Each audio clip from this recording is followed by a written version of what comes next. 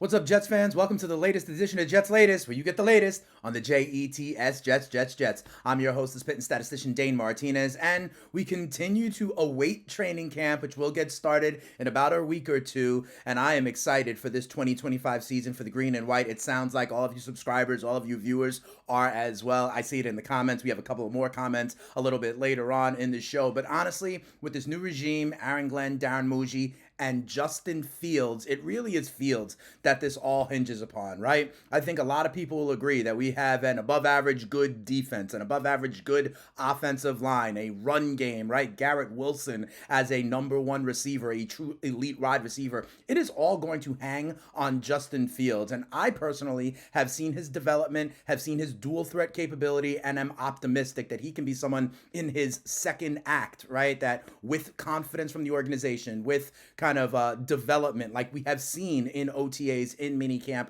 could really perform in the same way we've seen Baker Mayfield, Jared Goff, and others take a step forward. But let me tell you something. There are a lot of people that still do not necessarily believe in Justin Fields, but Justin Fields is not one of them. We've heard Aaron Glenn and other teammates talk about this quiet confidence that Justin Fields had, and he really talked about his own ceiling and how he wants to be viewed. Check this out. He goes, I think I can be a player who has no limits, a player who can help everyone around him get better, a player who can lead a team, a player who can be that guy. I'm just striving to be that player each and every day, and really for everyone to know I am that player. I know within myself I am, and I can get to that point, but I think it's more for me showing everyone else and proving not only to myself but to the world. You look at guys like Patty Mahomes, you look at guys like Josh Allen, Lamar Jackson, where everyone knows they are elite quarterbacks. At the end of the day, that's my goal, and that's where I want to be by the time I get done playing this sport. So that is obviously a lofty tier for Justin Fields. But honestly, if you're a franchise quarterback, you have to think that way, that you could perform at an MVP level, like a Lamar Jackson, like a Josh Allen, obviously like a Patrick Mahomes as well. And so I kind of am excited about that confidence, right? And to be quite honest, I've been talking about it ever since we signed Justin Fields, that Justin Fields is the guy we should have drafted in the 2021 first round when we had the number two overall pick and drafted Zach Wilson, for goodness sakes. Remember those quarterbacks that went, right? First, Trevor Lawrence went first, then we went with Zach Wilson, Trey Lance, then of course Justin Fields to the Bears, and then Mac Jones. All of those quarterbacks, really, still have a lot to prove. I mean, Zach Wilson, backup. Trey Lance, almost out of the league. Mac Jones, backup. Trevor Lawrence, kind of the shade is coming to Trevor Lawrence. He's got one last chance with a new head coach, Liam Cohen, until I believe he is relegated to backup duty in the NFL. So I really do believe that Justin Fields can take this step forward and be recognized as the top quarterback from that draft class. And really, there is a lot of evidence that with a new organization that builds around you, that supports you, that has some creative play calling, a good O-line, some weapons, you really can make that jump. We have seen it before, and a lot of people think, including here on Jets Latest, that Justin Fields can do it again for the Jets coming up in the next 2 years as per his deal. That is the QB1, the unquestioned QB1, right? We didn't go out and sign quarterback in free agency. We didn't draft a high-profile quarterback like a Shador Sanders or a Jackson Dart or anybody like that in the draft, kind of really showing Justin Fields that you've got the keys to the car. It's only Tyrod Taylor behind them, who is obviously a good backup and an aging veteran kind of backup. But I do want to talk about the quarterback 3 situation here, because there are 2 guys that I think are going to compete and that the Jets actually like. One is Adrien Martinez and the other is Brady Cook. So Adrien Martinez was on the Jets roster last year. You may have seen him ball out in preseason and things like that in the past. He also went to the UFL last year. He was the MVP of the UFL for the Birmingham Stallions. Look at that, 1,749 passing yards. But what I think is important is the 528 rushing yards in just 8 games, right? Because he is able to kind of, if something happened and they needed to go to him, they can use the same playbook. They can still have that kind of dual threat nature. And then I've talked about it on Jets Latest before. Brady Cook is an undrafted free agent out of Missouri. He was a 2-time captain, has a lot of the attributes. Armand Membu was blocking his blind side, for goodness sakes, right? And talked about Brady Cook, how he went to the hospital, came back and won a game in the SEC. And look at his stats over his time at Missouri, right? Over 9,000 yards, 50 touchdowns, while also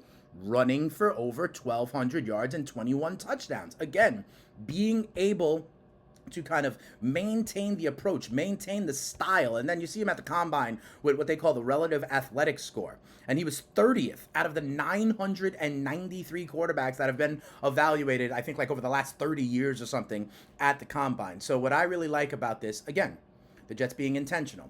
There's a role for Tyrod Taylor as that veteran backup. But as that number 3 quarterback, they want to have guys that are going to be able to maintain the same playbook and scheme if something were to happen to Justin Fields. And to be quite honest, I think Jets are going to dress 3 quarterbacks, and I think whoever loses this battle between Adrien Martinez and Brady Cook is actually going to wind up on the practice squad and not being kind of just allowed to sign with some other team. I think Brady Cook is interesting, and maybe the new regime will see him as more of a developmental quarterback, whereas Adrien Martinez has more experience and more success at the pro level. So that'll be one of the interesting battles to watch when we do get to training camp. And then listen, when we get to training camp, the other thing that happens is fantasy football starts. And if you know about Jets Latest, you know about me as the spitting statistician. I have been in the fantasy analyst game for a while, and so I was intrigued when I saw Sports Illustrated release their top 200. And by Sports Illustrated, it really means Michael Fabiano. And I know Michael Fabiano. I have been in leagues with Michael Fabiano. I have beaten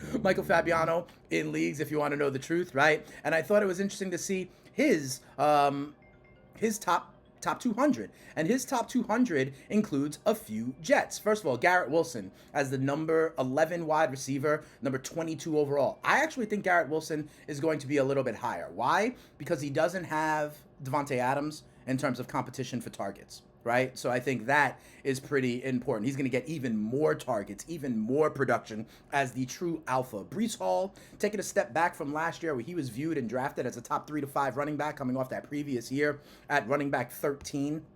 And I understand it. And I actually think that Breece Hall is going to be good for the Jets, but less good for fantasy managers, right? I think he's going to be more efficient behind the good offensive line. I think he's going to play a great role in this Jets offense, but I do believe in the kind of ascension of Braylon Allen, maybe vulturing touchdowns in that kind of goal line back. And remember, Justin Fields is going to be running as well. So I agree with kind of dropping Breece Hall down a little bit. I agree with having Braylon Allen in the top 200. I think he is a great stash as a running back piece that may have standalone value the same way some of these other kind of goal line backs or Thunder and Lightning or Sonic and Knuckles, right? Like a David Montgomery, as we have talked about before, to be sure. But the big one, honestly, is Justin Fields. Justin Fields is being rated as quarterback 15 by Fabiano. And I disagree. I think Fields' ceiling is actually way higher. You know, the conventional wisdom is that the top 4 quarterbacks are the dual threat quarterbacks. The Josh Allens, the Lamar Jacksons, the Justin Fields, the Jalen Hurts, and Jaden Daniels off his sensational rookie year, right? And then you also have to think about other dual threat quarterbacks, guys like Kyler Murray, guys like even a Bo Nix or a Drake May, who surprised you. But I think people forget, and I've shown Justin Fields' rushing stats recently.